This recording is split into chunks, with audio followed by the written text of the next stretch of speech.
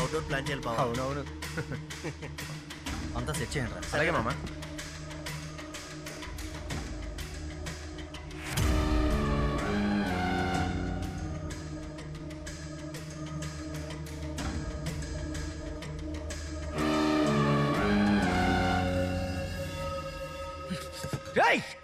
ఏంట్రా ఏమైంది? నేను ఒంటరిగానే వచ్చాను. నన్ను ఏమైనా చెయ్యి, కానీ దానికన్నా ముందు చూసి నువ్వే డిసైడ్ చేయించాలా.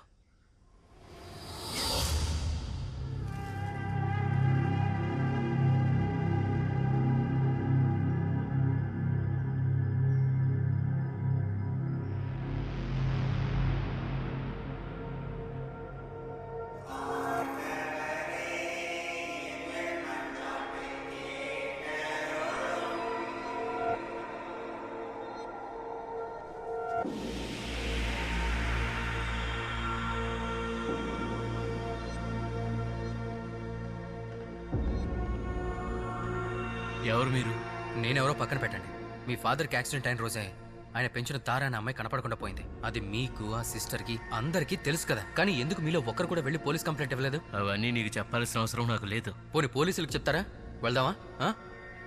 తారా ఒక మేజర్, చదువుకుంది, ధైర్యవంతురాలు, ఎక్కడికైనా వెళ్ళొచ్చు, ఉండొచ్చు. తన పర్సనల్ లైఫ్లో మనం తలదూర్చాల్సిన అవసరం లేదు. మీ మొహం చూస్తేనే తెలుస్తుంది ఏదో దాస్తున్నారని. ఫాదర్కి యాక్సిడెంట్ అవడానికి, తార కనపడకుండా పోవటానికి ఖచ్చితంగా ఏదో సంబంధం ఉంది. ప్రభువు మీద ఒట్టే చెప్తున్నాను, తార ఎక్కడుందా అనేది మాకు తెలీదు. ఫాదర్ విన్సెంట్కి ఎలాంటి చెడ్డ పేరు రాకూడదనేదే మా భయం అంతా. ఫాదర్, ఐ ప్రామిస్ యూ, మీరు నాకు చెప్పటం వల్ల మీ ఫాదర్కో లేదంటే చర్చ్కో ఎలాంటి ప్రాబ్లం రాదు.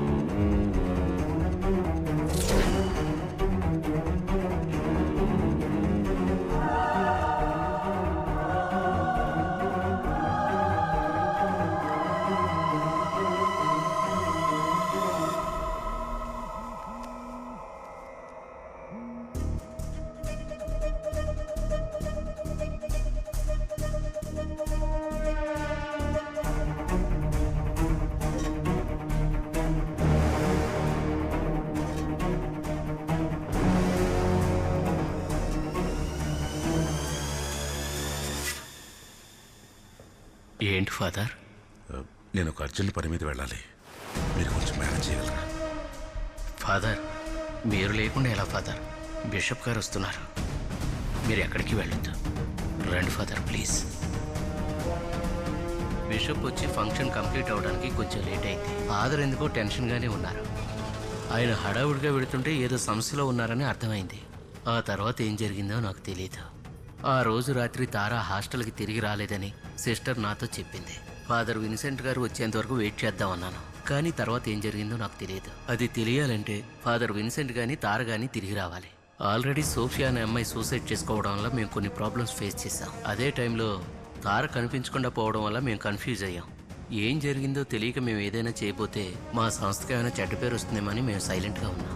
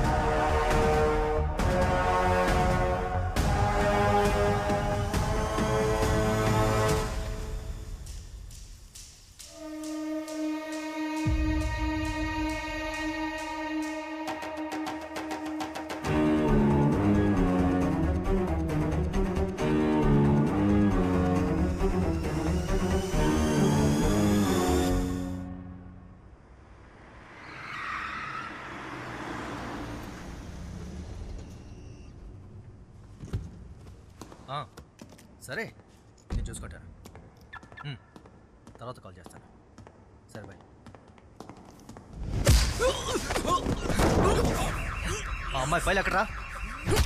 మర్యాదగా ఆ ఫైల్ ఇవ్వు, లేదంటే చస్తావు.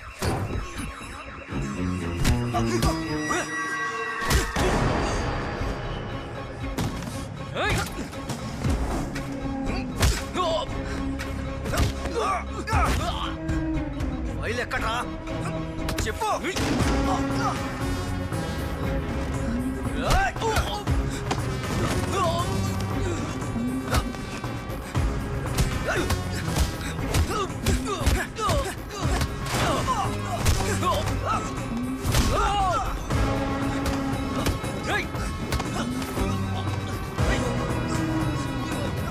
ఫైల్ ఎక్కడ చెప్పరా.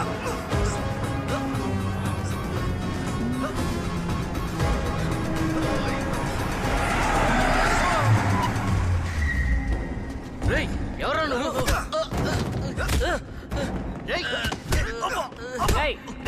ఎవరది? ఏం జరుగుతుంది అక్కడ? ఎవరది? ఎవరు సార్ వాడు? ఆగరా, వాడెవడో బైక్ మీద తప్పించుకొని పారిపోతున్నాడు. ఏంటి సార్, ఏంటి ప్రాబ్లం? ఏంటి సార్, ఏంటి ప్రాబ్లం? ఏం లేదు sir, thanks for your help. పర్లేదు సార్. ఏంటి సార్, ఏమీ లేదంటారేంటి? ఎవడో మిమ్మల్ని కొట్టి బైక్ మీద పారిపోతున్నాడు. కంప్లైంట్ ఇవ్వండి సార్, పోలీసులకు కంప్లైంట్ ఇవ్వండి. పోలీసులు వస్తే ఇంతకన్నా పెద్ద ప్రాబ్లం అవుతుంది. ఓకేనా? అవునవునవును, వాళ్ళు వస్తే నాకే పెద్ద టార్చర్. ఏం దరిద్రమో ఏంటో తెలియటం లేదు. ఒక వారం నుంచి అన్ని ప్రాబ్లమ్సే. ఇప్పుడేమో డ్రైనేజ్ ప్రాబ్లం.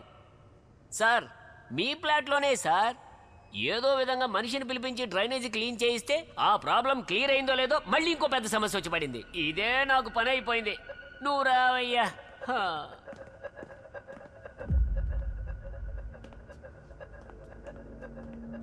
ఇప్పుడేమో డ్రైనేజ్ సమస్య, అది కూడా మీ ఫ్లాట్లోనే సార్.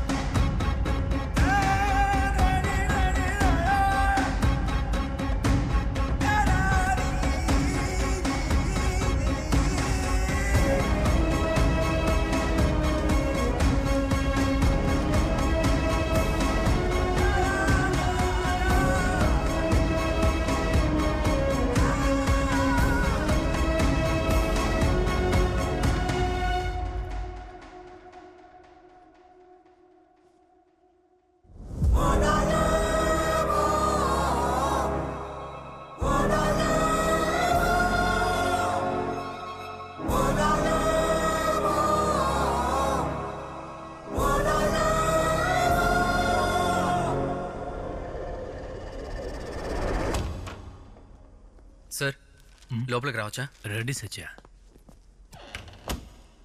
రండి. ఈ డాక్యుమెంట్స్ మీకు ఇవ్వడం లీగల్లీ మిస్టేక్. ఈరోజు కాలేజీ లీవ్, ఇదిగోండి. థ్యాంక్ యూ సార్, ఇంత రిస్క్ తీసుకుని ఇవి నాకు ఇచ్చినందుకు. మీ హెల్ప్ లేకుండా నేను డెఫినెట్గా నార్మల్ లైఫ్లోకి వెళ్ళలేను. నేను బ్యాంక్లో వర్క్ చేసే ఒక సాధారణమైన మనిషిని సార్. అలాంటి వ్యక్తి జీవితంలో ఇలాంటి విషయాలు జరిగితే ఏం చేయగలను సార్?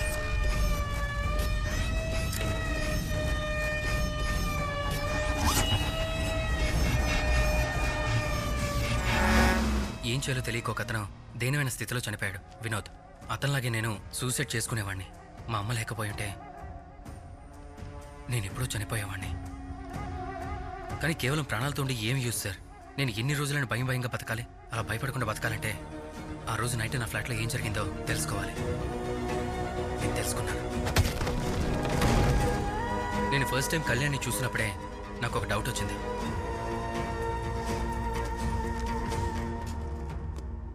ఆ తర్వాత ఈ ఫైల్ కారులో దొరికినప్పుడు నాకు ఒక క్లారిటీ వచ్చింది. ఆ క్లారిటీయే హంతకుడు ఎవరు అనేది నేను వెతికేలా చేసింది. అతను తీసిన ఫోటోలు నేను చూసేలా చేసింది. ఆ ఫోటోలు చూసినప్పుడే నాకు హత్య చేసిన వాడు ఎవరనేది 100% కన్ఫర్మ్ అయింది. కానీ నాకు మాత్రమే కన్ఫర్మ్ అయితే సరిపోదు కదా. ఫుల్ ఎవిడెన్స్తో నేను అతన్ని పట్టుకోవాలనే ఫాదర్కి యాక్సిడెంట్ అయిన ఆ స్పాట్కి వెళ్ళాను. హంతకుడు ఎవరనేది ఎవిడెన్స్తో 100% కన్ఫర్మ్ అయిన తర్వాతే అతనికి కళ్యాణ్తో కాల్ చేయించాను. అక్కడే నేను ఎక్స్పెక్ట్ చేయని ఒక విషయం జరిగింది. నాకు అంతా తెలుసని అతనికి తెలుసు. తెలిసిన తర్వాత వాడు డైరెక్ట్గా నా దగ్గరికి వస్తాడు అనుకున్నాను. కానీ వాడు నన్ను హత్య చేయించి ఎవిడెన్స్ మాయం చేయాలని మనిషిని పంపించాడు. అమ్మాయి ఫైల్ అక్కడ. అలా వాడు చేసిన తప్పే నాకు చాలా పెద్ద హెల్ప్ అయింది. తన మనిషిని పంపించకపోయింటే అక్కడ ఆ ఫోను, అందులో ఉన్న ఎవిడెన్స్ నాకు దొరికేవే కాదు కదా.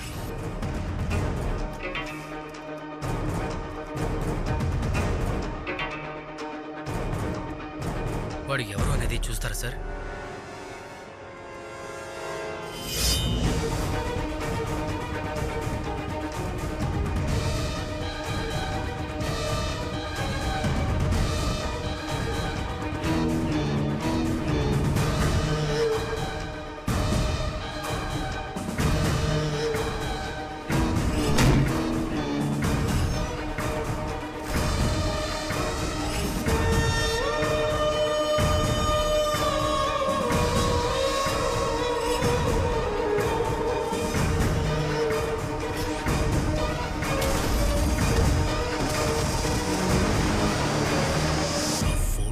వీడియో నీకు దొరికిన తర్వాత నేను నిన్నెలా వదులుతాను? ఏంటి సార్ మీరు పెద్ద డాక్టరు, బాగా తెలివైన వారు అనుకున్నాను. ఆ ఫోన్లోంచి ఎవిడెన్స్ ఎలా బయటికి తీయగలను? డ్రైనేజ్లో నానిపోయింది కదా. నా దగ్గర ఎలాంటి ఎవిడెన్స్ లేదు. ఇప్పుడు మెడ మీద కత్తి పెట్టారు చూసారా, ఇదే నా ఎవిడెన్స్. ఈ ఎవిడెన్స్ నీ దగ్గర ఉండాలంటే నువ్వుండాలి కదా. తార దగ్గర ఎవిడెన్స్ ఉంది, పోయింది. ఇండియాలో ఉన్న టాప్ 10 ఫోరెన్సిక్ సర్జన్స్లో తెలుగు స్టేట్స్లో ఎవరున్నారో తెలుసా?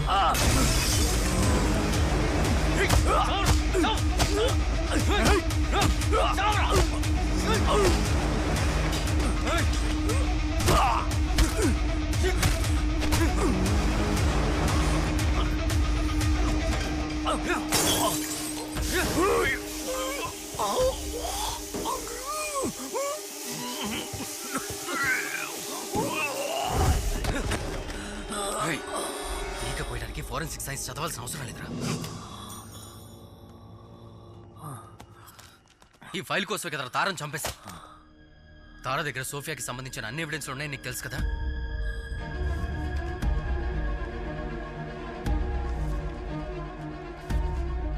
సోఫియా చనిపోవడానికి ముందు జరిగిన డీటెయిల్స్ అన్నీ కూడా తన బాడీ మీద ఉన్నాయి. నెక్ మీద, థై మీద, నెయిల్ ఇంప్రెషన్స్, బైట్ ఇంప్రెషన్స్. మీరు పోలీసులకు ఇచ్చిన రిపోర్ట్స్ లో ఇన్ని డీటెయిల్స్ లేవు కదా సార్. మీరే కదా సోఫియాని పోస్ట్ మార్టం చేశారు. మీ వాళ్లతో పోస్ట్ మార్టం చేయించినప్పుడే నాకు డౌట్ వచ్చింది ఇది సూసైడ్ కాదు, మర్డర్ అని. బ్రూటల్ గా రేప్ చేసి పైనుంచి కిందకి తోసేసి తను సూసైడ్ చేసుకుందని ఫ్రేమ్ క్రియేట్ చేశారు. అందుకే కష్టపడి కలెక్ట్ చేసిన ఎవిడెన్స్ ఇది. మీరది ఎవరి కోసం చేశారో ఖచ్చితంగా వాడికి శిక్ష పడుతుంది. మా ఫ్రెండ్ సోఫియాకి న్యాయం జరిగి తీరాలి. వెంటనే మీరిచ్చిన రిపోర్ట్స్ చేంజ్ చేసి ఈ రిపోర్ట్స్ పోలీసుల చేతులకి ఇవ్వాలి. లేదంటే రేపు స్టూడెంట్స్ అందరి చేతిలోనే ఈ కాపీ ఉంటుంది. స్టూడెంట్స్ దగ్గర మాత్రమే కాదు సార్, ప్రెస్, మీడియా అందరి దగ్గర ఉంటుంది.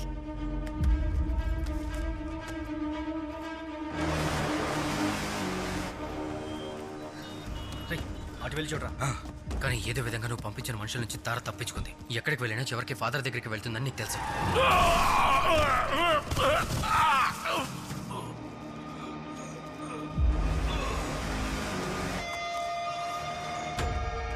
ఫాదర్ ఫోన్ యూజ్ చేసి తారా నా ఫ్లాట్లో ఉందని కనిపెట్టావు. నీ ఎవిడెన్సెస్ దొరకకుండా ఉండడం కోసం సర్వర్ రూమ్ తగలబెట్టి ఆ రోజు నైట్ నువ్వు నా ఫ్లాట్కి వచ్చావు.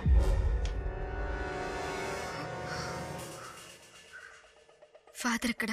లిఫ్ట్ పనిచేయడం లేదు. ఫాదర్ కిందున్నారు. ఇక్కడెవరున్నారు? ఇంట్లో ఉండే ఆయన. ఆయన్ని డిస్టర్బ్ చేయొద్దు. నీ దగ్గర నువ్వు తీసుకురా, ఆయనకిద్దాం. వెళ్ళు.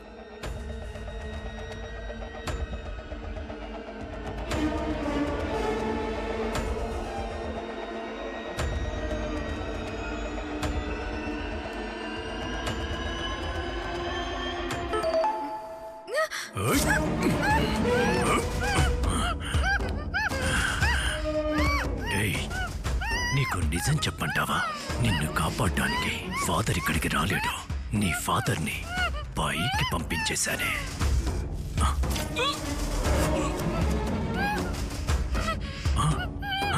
అంతా రికార్డ్ చేస్తున్నావా?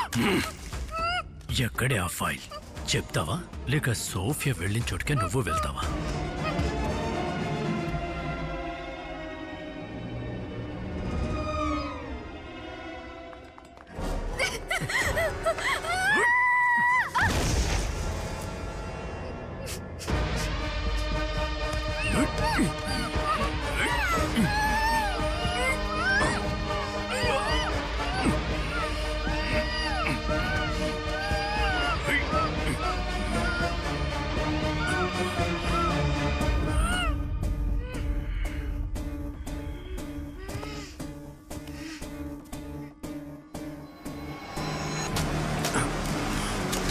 ఇవన్నీ చేసి చివరిలో తారా బాడీని నా పక్కన పెట్టి ఫొటోస్ కూడా తీసావు కదా. కానీ ఆ డిఎస్పీ ఎప్పుడైతే కేసు టేకప్ చేశాడో నాలో భయం స్టార్ట్ అయితే ఆ డిఎస్పీని ఎవరు మనీతో కొనలేరు. తారా దగ్గర ఎలాంటి ఎవిడెన్స్ లేకపోయినా నెక్స్ట్ నువ్వు తనని చంపేసి ఉండేవాడు కదా. ఎందుకంటే తారా కూడా సోఫియాలాగా ఒక ఆర్ఫన్. అనాథాశ్రమం నుంచి మెరిట్లో సీట్ సంపాదించుకుని చదువుకుంటున్న పోస్ట్ గ్రాడ్యుయేట్ స్టూడెంట్. వాళ్ళకి ఏదైనా జరిగితే ఏంటి అని అడగడానికి ఎవరూ లేరు. కానీ నాకు ఒక విషయం అర్థం కాలేదు.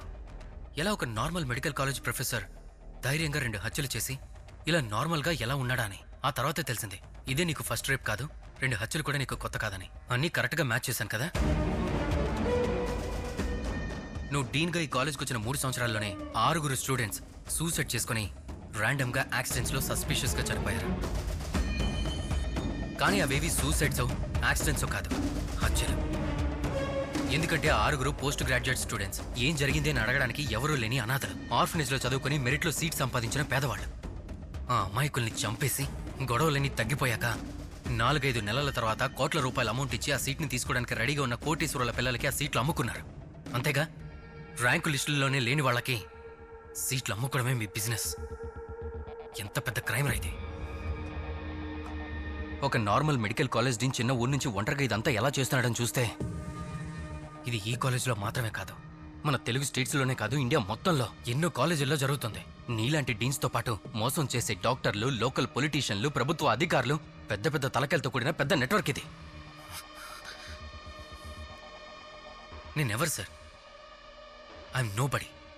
ఇంత పెద్ద క్రైమ్ కనిపెట్టానని బయటకు వెళ్ళి చెప్తే నన్ను ప్రాణాలతో వదిలేస్తారా? మీలాంటి వాళ్ళ చేతిలో చస్తాను. ఇన్ని సంవత్సరాలుగా ఎన్నో హత్యలు చేసి ఏది బయటపడకుండా రహస్యంగా దాచేసిన మీ ముందు నేను ఏమాత్రం. నన్ను వదిలేయండి, ఇది మన మధ్య ఉంటుంది. కాదు కూడదని నన్ను ఏదైనా చేయాలని చూసినా, నన్ను చంపాలని ట్రై చేసినా డబ్బుకు లొంగని ఎంతో మంది నిజాయితీ ఆఫీసర్లు ఇంకా ఉన్నారు. వాళ్ళకి రీచ్ అవని ఎన్నో విషయాలు నేరుగా రీచ్ అవుతాయి.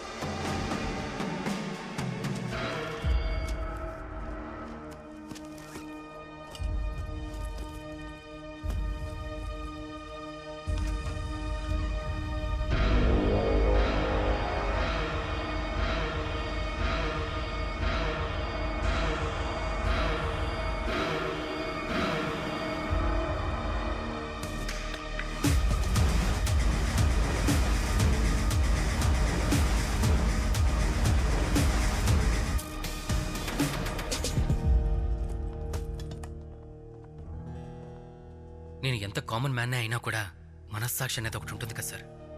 ఇన్ని హత్యలు చేసిన ఒకడు ఏమీ తెలియనట్టు నా ఎదురుగా కూర్చొని ఉన్నాడే, వాడిని ఊరికి వదిలిపోలేను కదా. ఇండియాలోనే బెస్ట్ డాక్టర్, టాప్ 10లో ఒకరు. వీళ్ళు మీ స్టూడెంట్స్, మిమ్మల్ని వాళ్ళకే వదిలేస్తున్నా. నేను వస్తాను సార్.